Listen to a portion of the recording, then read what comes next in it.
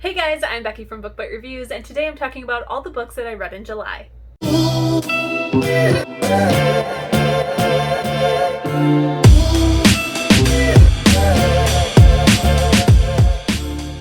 First, let's address the purple elephant in the room. Yes, I have finally done my hair. I no longer look like Draco Malfoy. I am now a beautiful, bright pastel purple kind of gal, and I just really love it. But now let's start talking about the books. July was a really great month. I read a whole lot, so let's jump right into it, starting with my lowest rating, moving all the way up to 5 stars.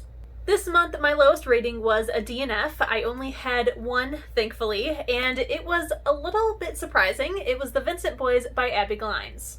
I've been wanting to read this book for a very long time. I'm pretty positive it was on my 20 and 20, and I feel like this book is pretty well known in the YA book community, and I ended up DNFing this book like less than 50 pages in. It was only like maybe the 3rd chapter. This book features a very large cheating trope, and I am not into the cheating trope at all. I'm just not a fan, so I couldn't look past it. It was very in your face, and I didn't feel like there was any kind of like remorse or our main character even like considering the fact that she has a boyfriend. So I just DNF'd it. The next lowest rating is a 2-star, and I only had one of these as well. This book was my book club pick, so sorry guys. That book is Romanov by Nadine. So this book, from what I have come to realize, is a retelling of the story of Anastasia. Now this really did happen in real life. Anastasia is a real person, and up until some magical elements start to take place in the book, that happened in real life. The problem that I had with this book is that it relies very heavily on you already knowing the history of Anastasia and the Romanov family. I didn't at all. My friend is a very big Russian history buff, and she was also reading the book for book club, and she was able to tell me the history of the family, which made the book make a lot more sense and also be a bit more meaningful. But even she had problems with the second half of the book where we start to get into this magic. This book had a lot of flaws. Number one being that it relied too heavily on you already knowing the history of this book, which if you don't, then I don't think you will really understand or care about this book at all. Because it relied on you already knowing the history, it kind of relied on you already having attachment to the characters, and I felt nothing for no one. I didn't relate, I didn't care, nothing. And it also had some pretty terrible world building, especially when it came to the magic. It doesn't explain the magic, where it comes from, what the rules are, who can do it, nothing. It just appears, and the magic is also very unrealistic and unbelievable. I know magic and unrealistic usually go hand in hand. It was a mess, and I really didn't like this book. The only reason it got 2 stars instead of 1 star is because I read it all the way until the end, but I just it was a really bad book. I am willing to give the author another try with a different book that is not a retelling, and I'm hoping that it's just because of the subject matter that this one didn't work out that well, so we'll see. Next up are our 3 stars. The first one is Alex McKenna and the Geranium Deaths by Vicki-Ann. This book was sent to me for review, and I reviewed the audio, which is why this is technically falling in the 3-star. I did not like the audiobook. I didn't like the narrator. I thought the voice was not that great, and I really didn't like the voice for the other characters. However, the story itself and the book itself really get 4 stars. I really enjoyed the book. Highly recommend you check this book out. It features a trans character who can see and help ghosts move on to the other side, which is mind-blowing that this isn't a 5-star book for me. Like, that sounds like the best possible book for me to read. So the story itself is a 4-star. It did still have a couple of holes and things that I didn't love about the story itself, but the book is a 4-star. The audiobook is a 3. Check it out. And the other 3-star book is one that I'm so surprised and disappointed that it fell into this category. It is The Shadows by Alex North. This book has gotten so much hype. Everyone is reading this book. I really wanted to check it out and was honestly terrified to do so.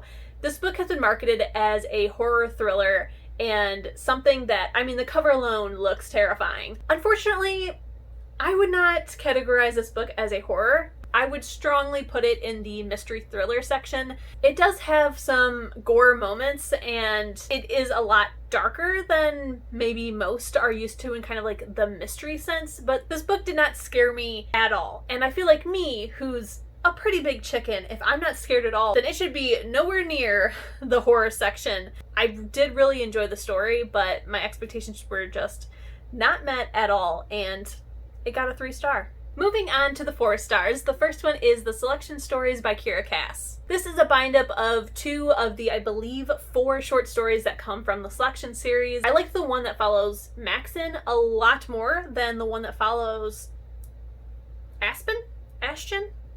Can't remember. Some kind of A name. But that's also because I prefer Maxon over him anyways. I've preferred it that way since book 1 in the series. I thought that this book definitely added to the series, but I didn't feel like it was extremely impactful. And that is the only way that I can judge short stories, is how impactful they are to the main series. So, 4 stars. Next is Laura Dean Keeps Breaking Up With Me by Mariko Tamaki. I've been wanting to read this book for so long, you guys. I think for like 2 years I've been trying to get my hands on this book and finally pick it up. And thankfully, I did. I really enjoyed this book. I think that it touches on a whole lot of different topics without being in your face, and I just really, really enjoyed it. Next was the bonus book for my book club, and that was 13 Doorways, Wolves Behind Them All by Laura Ruby. If you watched the reading vlog where I read this book, I was very conflicted on how to even rate this book. It has a whole lot going on, and I really, really enjoyed it, but I was also extremely confused by one of our storylines. This book is told in alternating points of view over a pretty large span of time. One of the points of view is of a ghost who is in very close proximity to a living girl, and the other point of view is from the living girl. Now hers I enjoyed tremendously. I wanted to skip the ghost parts to get back to her. It was super, super intriguing and why I really, really enjoyed this book. The other point of view, which is the ghost, whose name is Pearl, I was just so freaking confused the entire time. I really didn't understand what the impact was to have Pearl's point of view, and I think that she also kind of touched on a lot of very big topics that nobody could crack through in one book. This book was a bit troubling to try and give it a rating because I didn't really know what I was supposed to get out of this book, especially because of Pearl. If we only followed Frankie, Freddie, whatever her name is, I would know exactly how to rate this book, but with having Pearl thrown in and touching on a whole lot of things that have nothing to do with our other character's story was odd.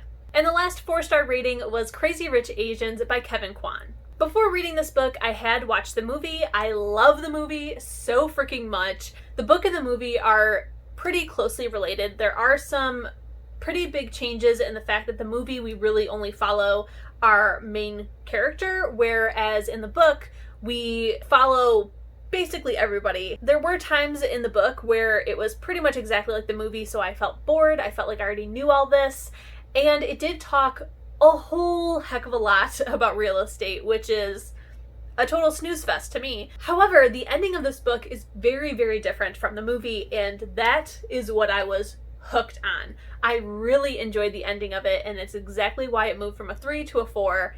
It was fantastic. I highly recommend checking out the book, and I do have plans to one day continue on with the series. And now finally, let's move on to our 5 stars. First up is The Distance Between Us by Kasie West. This is a book that I've owned for a really long time. I've been wanting to check it out, and I finally did. I really, really loved it. I personally love Kasie West a whole heck of a lot, but I've never really dived into her contemporary romance, which is basically what she's known for at this point. This was the first one that I picked up. I loved it. Highly recommend. Next is Heartstopper by Alice Oseman. I finally picked this book up via Webtoons because I couldn't get a physical copy in my hands. This was so cute, so adorable. I loved it. I really love the art style, and I can't wait to continue on. Next is Then She Was Gone by Lisa Jewell. This book was fantastic. I can officially say that I'm a really big fan of Lisa Jewell, as this was my second book by her. This book was pretty intense, and I kind of guessed some things of where it was going and other things I was totally wrong about. However, this book did have a original alternate ending, and the author has put it on her blog, so I did read that, and that was exactly what I thought was going to happen in the book. So I am glad that they changed it, because if I was 100% correct, it would be boring. The new way that this book ends is pretty wild, kind of out of left field, and I think was an amazing choice to change. I felt like I was constantly wanting to know more about this book, and I was so intrigued and obsessed with all of these characters. I really felt a connection with everyone, and just a really great book. Next is An Enchantment of Ravens by Margaret Rogerson. This book has very mixed reviews on it. A lot of people love it and other people think it's trash. I am in the camp who say that it is amazing. This is a standalone fairy fantasy, and we never get those, guys. I loved this book so freaking much. I couldn't stop reading it. I basically read it in one sitting, and it was so freaking good, and you need to check it out.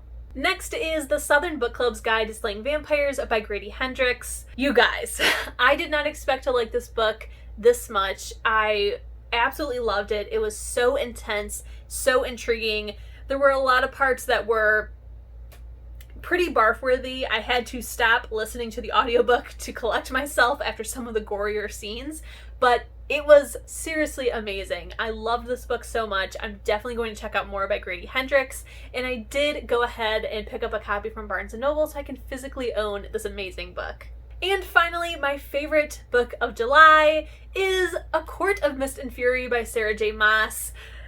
You guys, oh my god, I cannot even get over this book. It was absolutely amazing. I now understand why everyone is so obsessed with this series and the ship. Wow. Wow. Some of those scenes were seriously some of the steamiest scenes I've ever read. Good grief, you guys. But I loved this. I love it so much. I love that you leave book one saying, how could she ever leave Tamlin? And book two, you're like, oh, I get it. Alright guys, those are all the books that I read in July. Let me know if you've read any of these and what you thought about them, or tell me what books you really loved and think I should check out next. Don't forget, if you enjoyed this video, to please give it a thumbs up. If you loved it and you want to see more bookish content from me, please hit subscribe, and if you want to be notified as soon as my videos go live here on YouTube, hit the notification bell. I'll see you in my next one. Bye!